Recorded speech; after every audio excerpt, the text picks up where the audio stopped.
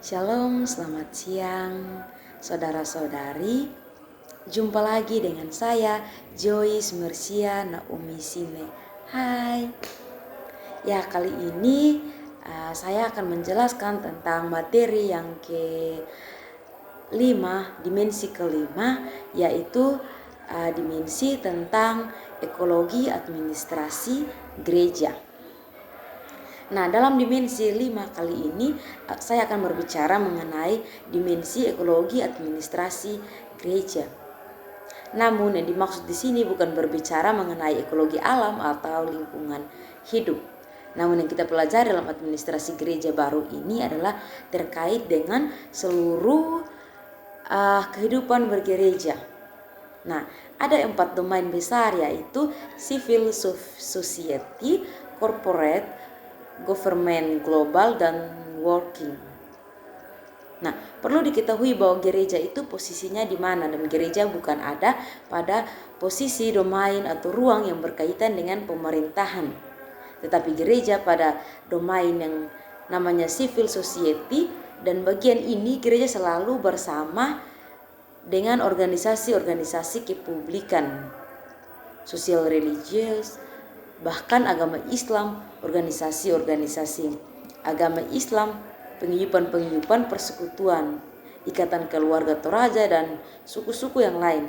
Jadi gereja itu adalah salah satu, bukan satu-satunya. Nah, gereja itu sebenarnya ada posisi itu, lalu kemudian jangan berpikir bahwa seolah-olah gereja-gereja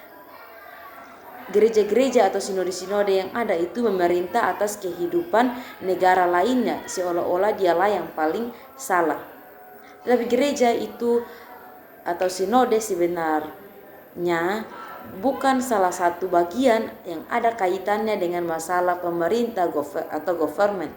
Kemudian gereja juga ada dalam ranah atau konteks global networking, dan gereja juga bisa mempengaruhi dan dipengaruhi oleh jaringan-jaringan internasional. Kemudian yang perlu kita pahami tentang apa yang berkaitan dengan ekologi administrasi gereja baru itu, bahwa kenyataan pengelolaan gereja itu dikelilingi oleh banyak dimensi yang disebut dimensi sosial, politik, hukum, ekonomi, ICTS, dan budaya. Nah, jadi ketika Anda mau mencoba untuk mendefinisikan atau memahami kehidupan bergereja, maka Anda tidak bisa mengerti bagaimana gereja harus berorganisasi. Dan ketika tidak memiliki referensi atau tidak memiliki bekal pengetahuan tentang sosial, politik, hukum, ekonomi, ICTS, dan budaya. Nah, orang yang belajar Alkitab secara terus-menerus dan belajar teologi dalam kacamata muda tidak mau peduli terhadap perkembangan ilmu budaya, antropologi, sosial, hukum, ekonomi, teknologi. Nah, orang-orang yang tidak pernah menjalankan yang namanya penata layanan gereja dengan baik. Nah, ada 2 poin penting yang harus kita ketahui dalam dimensi kali ini, yaitu dimensi politik dan dimensi ICTS. Nah, pada kedua dimensi ini, dalam dimensi politik ada suatu hal yang disebut paradigma atau kerangka pikir tentang ekologi administrasi gereja. Maka ada 3 paradigma atau 3 kerangka pikiran. Nah, yang dimaksud dengan paradigma tertutup itu adalah gereja yang mengalami apa yang disebut dengan planted, atau mengalami kondisi pada keberlangsungan ekonomi, dan apa yang dianggap politik itu tidak ada kaitannya dengan keberlangsungan ekologi administrasi gereja.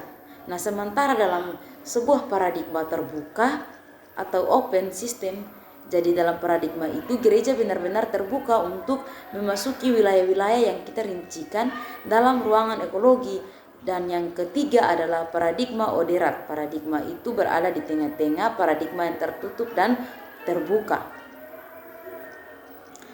Nah, paradigma ini kadang terbuka, kadang tertutup. Jadi ini yang perlu dibahas. Gereja itu sebenarnya ibarat pelita yang dinyalakan maka taruh di atas meja. Nah, itu bukanlah organisasi sehingga harus digunakan sistem open atau paradigma keterbukaan. Jadi politik itu sama dengan perumusan kebijakan yang biasa disebut partisipan gereja adalah mempersiapkan dan mengutus jemaat terlibat dalam proses perumusan kebijakan. Nah, berbicara mengenai karakter ekologi itu kita dapat melihat bahwa ada dua karakter yang digunakan, yaitu Tuberlens dan Munifens. Tuberlens itu berbicara tentang kekacauan yang ketika kita kenal dengan era penghancuran model atau zona nyaman yang selalu ini terus dipertahankan namun terus dihancurkan tanpa berdaya orang-orang yang menghadapinya. Contohnya ketika pandemi COVID berlangsung sekarang ini, orang-orang tidak suka di rumah-rumah, tidak bisa kemana-mana, tidak bisa ke gereja, sehingga dengan muncul sentuhan teknologi yang memaksa orang atau duniawi untuk membuat seluruh akun-akun media sosial, para pelayan atau pendeta atau dosen yang menggunakan media sosial untuk melakukan pertanggungjawab dalam penata layanan di dalam memberikan perkuliahan, pekerjaan-pekerjaan. Nah, dari situ muncul yang namanya satu kekacauan yang luar biasa hebatnya, sehingga suka atau tidak suka orang harus bersikap wajar menerima itu. Yang kedua, kita berbicara tentang magnificence.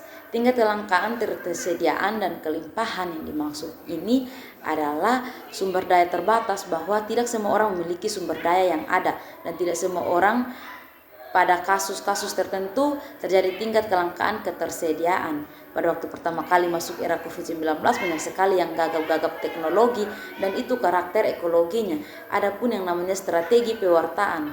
Nah, ada 4 strategi pewartaan. Yang pertama, traditional church yang disebut gereja berbasis offline non-internet. Yang kedua, e-church yang disebut gereja berbasis sharing informasi atau basis website. Yang ketiga, Church 2.0 yang disebut gereja berbasis percakapan atau medsos via daring. Yang keempat ialah Church yang disebut gereja berbasis multi perspektif atau non diskursif atau gerak dan lagu atau medsos.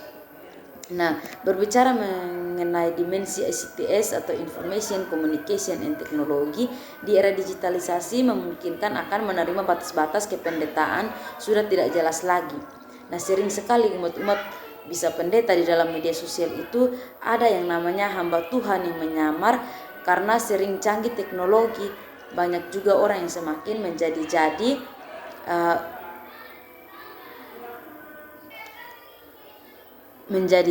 untuk berkuasa melakukan apa saja yang sesuai dengan keinginan masing-masing orang. Nah, dalam dimensi ini ada juga yang namanya era hidden camera, ibadah daring, baik information dan beberapa lainnya. Semenjak ada COVID-19, ibadah dilakukan secara daring dan banyak juga yang berlatih untuk menggunakan teknologi-teknologi.